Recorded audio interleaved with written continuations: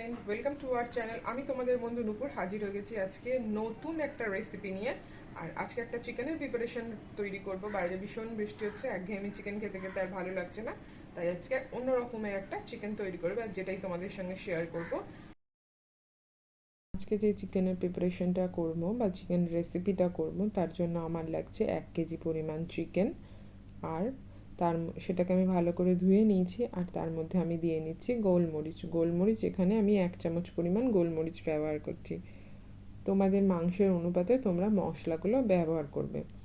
এর মধ্যে দিয়ে নিয়েছি হিং, ছোট চামচের 1 চামচ, আর দিচ্ছি বেশ কিছুটা কাশ্মীরি লঙ্কার গুঁড়ো, আর দিয়ে নিচ্ছি নুন 1 চামচ। এর মধ্যে হাফ কাপ পরিমাণ টক দই দিয়ে নিচ্ছি। এর মধ্যে তারপর দেব আমি কসুরি মেথিটা দিয়ে আমি ভালো করে ম্যারিনেট করে নেব। আর তার সঙ্গেও আমি এর মধ্যে অ্যাড করব সামান্য পরিমাণে হলুদ আর সর্ষের তেল দিয়ে আমি চিকেনটাকে খুব ভালো করে মাখিয়ে আমি এটা 30 মিনিট থেকে 1 ঘন্টার জন্য রেখে দেব। আজকে আমি এটা 1 ঘন্টা ম্যারিনেট করে রেখেছি। তোমাদের কাছে যদি সময় কম থাকে তবে তোমরা এটা 15 মিনিটও ম্যারিনেট করে রেখে দিতে পারো।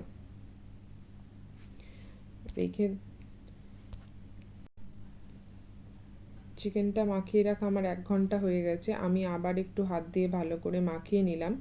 আর এইদিকে কড়াইটা আমি বসিয়ে দিয়েছি, কড়াইটা গরম হয়ে গেছে। তার মধ্যে আমি সাদা তেল দিয়ে নিচ্ছি, আর তার মধ্যে দিচ্ছি বাটারটা দিলে না এই রান্নার টেস্টটা বেশ খুব সুন্দর হয়। বাটারটা মেল্ট হয়ে গেলে ওর মধ্যে আমি অল্প 2-4টে মেথি ফোড়ন দিচ্ছি। তোমরা চাইলে মেথির বদলে গোটা গরম মশলাও ফোড়ন দিতে পারো।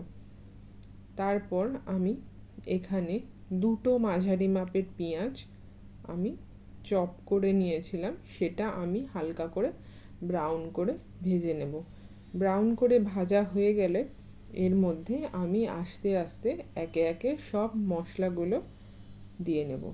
একটু ভাজা হয়ে গেছে, আর দেখো এখানে আমি অ্যাড করছি 1 চামচ পরিমাণ আদা বাটাটা দিয়েও আমি একটু হালকা করে নেড়ে নেব।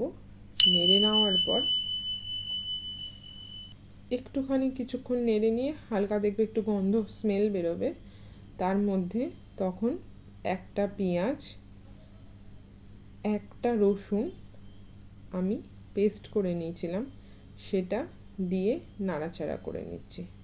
নাড়াচাড়া করে নেওয়ার পর একটা টমেটো চপ করে কেটে রেখেছিলাম সেটাও দিয়ে এবার ভালো করে মশলাটাকে কষাতে হবে। যতক্ষণ না মশলা আর তেল আলাদা হচ্ছে ততক্ষণ পর্যন্ত। মশলাটা অনেকক্ষণ কষানো হয়ে গেছে, মাঝখানে একটু টেকনিক্যাল কারণে স্কিপড হয়ে গেছে জায়গাটা।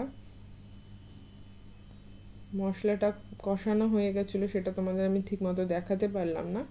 আর তার মধ্যে আমি মাংসটা অ্যাড করে দিয়ে নিয়েছিলাম। দিয়ে মাংসটা একটু কষিয়ে নিয়ে আমি ওর মধ্যে কাজু আর চারমগজ ভিজিয়ে রেখে পেস্ট করে সেইটা অ্যাড করে দিচ্ছি। দেওয়ার পর ভালো করে চিকেনটাকে নাড়তে থাকবো। নাড়া হয়ে গেলে যখন দেখবে এরম তেল ওপরে চলে এসেছে, গ্রেভিটা নিচে বসে যাচ্ছে, তখন কয়েকটা কাঁচা লঙ্কা তার মধ্যে অ্যাড করে দেবেন। অ্যাড করে দেওয়ার পর মাংসটা সিদ্ধ হওয়া পর্যন্ত ঢাকা দিয়ে একটু ভালো করে নাড়াচাড়া করে কষে নিলেই রেডি হয়ে যাবে তোমাদের আজকের এই চিকেনের রেসিপিটা। আর নামানোর আগে তোমরা গরম মশলার বদলে এরম একটু কসুরি মেথি শুকনো তাওয়ায় নেড়ে হাতে গুঁড়ো করে দিয়ে দেবে। তৈরি চিকেনের প্রিপারেশন আজকে সার্ভ। আর তোমরা অতি অবশ্যই একবার করে দেখবে। আর আমার ভীষণ ভালো লেগেছে আজকে একটা এই হচপচ রেসিপি, মানে সব জায়গা থেকে একটুখানি নিয়ে একটা অন্যরকম রেসিপি ক্রিয়েট করেছি। আর ভালোও লেগেছে খেতে। তোমরা ট্রাই করবে আর আমাকে কমেন্ট করে জানাবে। আর পেছনের ব্যাকগ্রাউন্ডটা অতি অবশ্যই ইগনোর করবে, কারণ আদৃতি করেছে এটা। তোমরা জানোই যাদের ঘরে ছোট বাচ্চা আছে তারা তো এরকম কাজ করেই। আর আমি আজকে ওর পাশে বসে ভিডিওটা করছি, ও ঘুমোচ্ছে এখন। এখন দুপুর 3টে বাজে, খাওয়া দাওয়া কমপ্লিট, ও ঘুমোচ্ছে আর ওর পাশে বসে আমি ভিডিওটা শ্যুট করছি, তাই জন্য আমার এই ব্যাকগ্রাউন্ডটা আসছেই, কিছু মনে করো না। আর তোমরা কমেন্ট করবে আজকের ভিডিওটা কেমন লেগেছে, অতি অবশ্যই জানাবে। আজকে এইটুকুনই, টাটা। আবার একটা নতুন ভিডিও নিয়ে আমি খুব তাড়াতাড়ি হাজির হয়ে যাব।